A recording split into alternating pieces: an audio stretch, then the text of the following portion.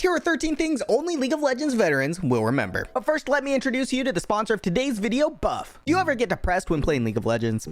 When you get depressed playing League of Legends, do you ever wish you could get a little more out of your gaming experience? I mean, gaming is fun, but what if you could make money while playing the games you literally already play? Well, fun fact, you can, and all you have to do to do so is download Buff. Buff is a free loyalty program that just sits in the background while you're playing your favorite games, and over time, you'll earn Buff points, which you can spend on rewards like RP, Steam credit, Xbox gift cards, and even gaming hardware. There are also challenges you can do to earn even more Buff points and rewards. Buff being in the background doesn't affect gameplay whatsoever, and it's completely safe. Buff takes the money from subscriptions and uses it to buy these awesome rewards for you. And on top of all that, Buff is even partnered with Overwolf, a world-leading gaming app platform. So do yourselves a favor, and while you're running it down, at least make some money off of it by downloading Buff using my link in the description. Thank you, Buff, for supporting this channel. Now back to the video. Number 1, laser turrets. There was a time when turrets in League of Legends used to be a little bit different. Instead of laser bullets, some of the turrets would shoot out a laser beam instead. These were also called lightning rods and were released into the game in patch 420 and lasted all the way until patch 6.22 in season 7. This laser beam was far more powerful than the laser bullets we know today and made it much more difficult to dive people, which is also part of the reason it was removed. This type of turret was only put on the inhibitor turrets and nexus turrets. The tier 1 turret and tier 2 turret remained the same. The lightning rod had a unique passive which dealt damage in a continuous beam and couldn't be dodged. It dealt up to 125% additional damage the longer it targeted the same target, and it ignored 82% of the target's armor. The lightning rod turret also had a scaling measurement called heat, which was basically the amount of time the turret was on the target. The max heat the turret could reach was 120, and whenever the beam switched to a different target, the heat was reset. Number 2, twisted tree line. Okay, so the reason I didn't include this in the last couple ones was because I was planning on making a separate video of its own, but so many of you insisted on it, so here we go. Twisted Tree Line was a 3-on-3 game mode that wasn't just a rotating game mode, but it was one of the permanent game modes like ARAM or Normals is today. Twisted Tree Line had its own separate map, and not only that, it even had a ranked mode as well. The main purpose of Twisted Tree Line was to create shorter games and create a mode that people with maybe smaller friend groups could play in. It also had a more laid back and notably less toxic community. The map was also much smaller, only having 2 lanes and a jungle in the middle, and it even had its own version of Baron called Vilma. There are also a few other features in the game, like the altars you could capture, which granted you extra gold and bonuses.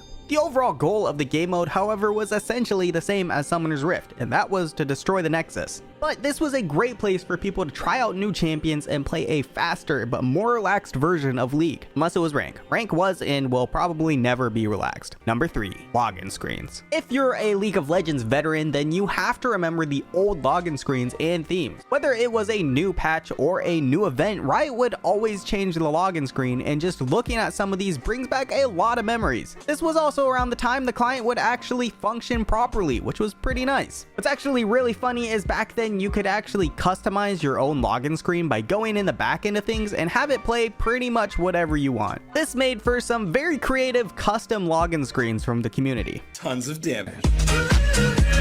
Also, a lot of you watching aren't subscribed, so if you are enjoying, please consider poking that sub button. It seriously means so much to me. Thanks, guys. Number 4, Summoner's Showcase. I'm sure just saying Summoner's Showcase brought back some memories for some of you. But for those who don't know, Summoner's Showcase was a little series Riot did, which featured art and designs created by the League of Legends community, or you guys. It was hosted by none other than Nikasor, and in total there were 113 episodes created. A lot of people really enjoyed it because it helped bring out the less toxic side of League of Legends. But sadly, on September 12th, 2013, it all came to an end. Rest in peace, Summoner Showcase. From all of us, thank you! And we'll see you around. Number 5, bounty badges. This one honestly wasn't too long ago, but it's still been a hot second. A couple years back, bounties used to be nice and visible right next to the champion's health bar. The badge changed depending on how big of a bounty they actually had, and honestly, this was something that was really helpful. Obviously, it's always good to know who's fed on the other team or even your team, but sometimes you just forget. And these little extra gold badges helped remind you to maybe not fight the insanely fed Kayn in a 1v1. I can't tell you how many times these days I'll try and fight someone and be really confused on how they killed me so fast, only to click on their score and see that they're 8-0. Who knows, maybe they'll bring it back someday. Number 6, the old honor system. The old honor system had 4 different categories: friendly, helpful, honorable opponent, and teamwork. And yes, you did hear that right, one of the options used to be honorable opponent. Back then, instead of just being able to honor your team, you could actually honor your opponents too, which I really wish they would bring back someday. Anyways, these were the main ways you could honor someone back then, and after the game you could hit this green thumbs up button next to the summoner's name and choose one of those options. If you received honors, you would receive this screen which told you the exact honors you received from the last game. Something else kind of interesting is the amount of honors you received was actually visible to everyone on your profile. And when a player consistently received honors in any category, they would be presented with an animation on their summoner's profile and be awarded a crest. Number 7, ranked 5s. League of Legends used to have a game mode called ranked 5s, and it is exactly what you think it is. Ranked 5s was an alternative ranked mode where you could create a team with a group of friends and play ranked against other teams together. The matchmaking system used the rank of your own team to determine who you should play against. The interface was similar to Clash in the sense it showed you who was the best player on each team, people's win rates, and some other useful stats as well. Overall, ranked 5s was essentially Clash and Flex combined, but in a more simplistic way. One of the things people really enjoyed the most about it was having a team rank instead of a solo rank, and also being able to play with friends no matter what rank they were. However, ranked 5s was eventually removed due to its lack of popularity, and it was also removed with the announcement of Dynamic Queue, which is essentially the Flex mode we know today. Number 8, Journal of Justice. The Journal of Justice was created in Season 1 and was basically a newspaper for League of Legends lore. It described a bunch of different events that took place in the Runeterra universe, and back then it was the main place used to share all of the Runeterra lore and short stories. However, one of the best stories has to be Volume 1, Issue 3, which talks about the time Blitzcrank not just punched, but rocket-fisted Singed in the balls.